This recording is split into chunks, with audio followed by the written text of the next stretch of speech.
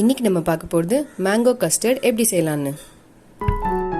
Hello friends, welcome to Kitchen2Plate. வாங்க வீடியோக்குள்ள போகலாம். தேவையான பொருட்கள்: கஸ்டர்ட் பவுடர், பால், சர்க்கரை,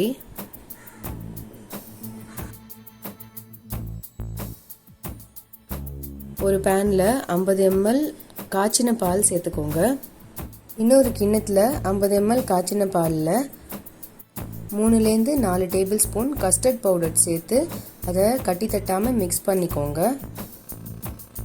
இப்போது மிக்ஸ் பண்ணி வச்ச கஸ்டர்ட் பவுடரை பேனில் இருக்கிற பால் கூட சேர்த்து மிக்ஸ் பண்ணிக்கோங்க. கஸ்டர்ட் பவுடர் சேர்க்கும்போது பால் கொஞ்சம் வெதுன்னு சூட்டில் இருக்கணும்.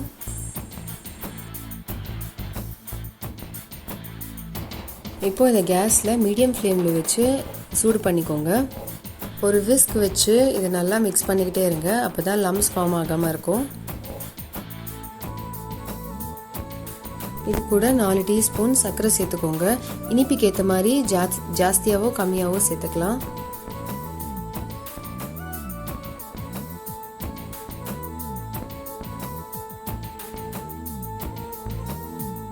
இது வரைக்கும் நீங்கள் எங்கள் சேனல் சப்ஸ்கிரைப் பண்ணலன்னா ப்ளீஸ் சப்ஸ்கிரைப் பண்ணுங்கள். கூடவே அந்த பெல் ஐக்கானையும் தட்டி விட்டுருங்க.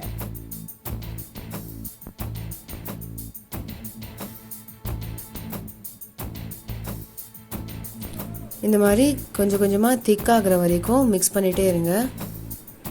இந்த மாதிரி திக்கானதுக்கப்புறம் கேஸ் ஆஃப் பண்ணிவிட்டு இதை ஆற விட்டுடுங்க.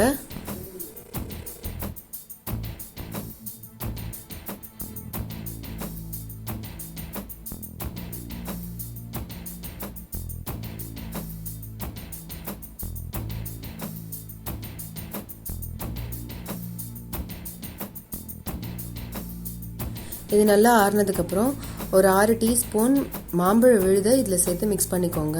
நான் பங்கனப்பள்ளி மாம்பழத்தை சின்ன சின்னதாக நறுக்கி மிக்ஸி ஜாரில் சேர்த்து அதை நைஸாக பியூரி மாதிரி அரைச்சிக்கிட்டு இதில் சேர்த்துருக்கேன். நீங்கள் எந்த மாம்பழம் வேணாலும் யூஸ் பண்ணலாம்.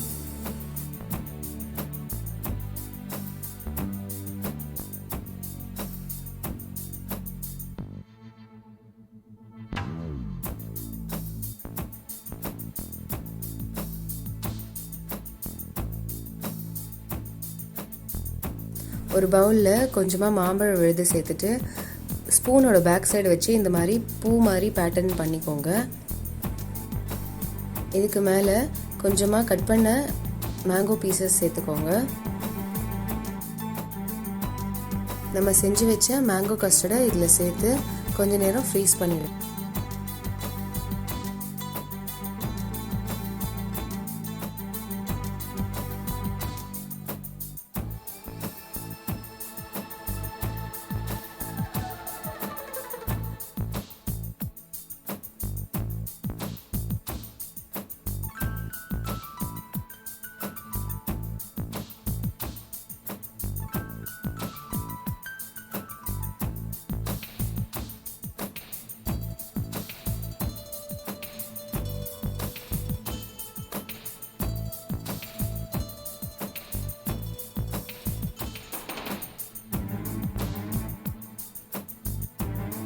சுவையான மேங்கோ கஸ்டர்ட் ரெடி.